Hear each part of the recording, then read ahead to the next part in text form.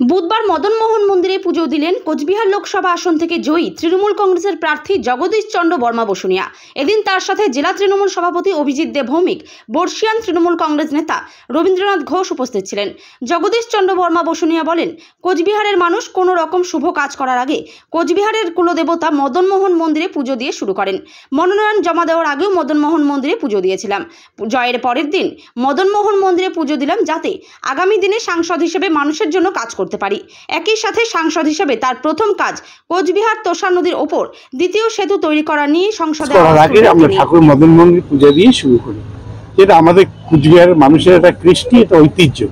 সেই ঠাকুর মদন মোহনকে পুজো দিয়ে যেমন নমিনেশন সাবমিট করেছি, তেমনি কাল বিজয়ের পরে আজকে প্রথম ঠাকুর মদন মোহন চরণে পূজা দিয়ে আশীর্বাদ দিয়ে আগামী দিনে সাংসদ হিসাবে আমার যে কাজ সেগুলো আমরা করবো। পরবর্তী কি পদক্ষেপ? পরবর্তী পদক্ষেপ, প্রথমে আমাকে আমার বিধানসভার সদস্য পদ থেকে আমাকে পদত্যাগ করতে হবে। আমি কলকাতা যাব, ইতিমধ্যে সেখানে পদত্যাগ করে তবে আমাদের সাংসদদের শপথ অনুষ্ঠান হবে। সেই অনুষ্ঠানের আগে দিল্লি গিয়ে শপথ নিয়ে এসে বাকি কাজ শপথ নেওয়ার পরে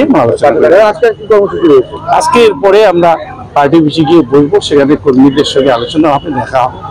সাংসদ হিসাবে প্রথম কাজ কোচবিহারে সেটা এখন কি হবে? আমি তো প্রথমে বলেছি, সাংসদ হিসাবে আমি আগে শপথ নিয়ে আসার পর কুচবিহারের মানুষের সঙ্গে, কুচবিহারের পার্টির লোকেদের সঙ্গে বসবো, তাদের প্রায়োরিটি কি আমি আলোচনা করে মানুষের মতামত নিয়ে কাজ করতে চাই।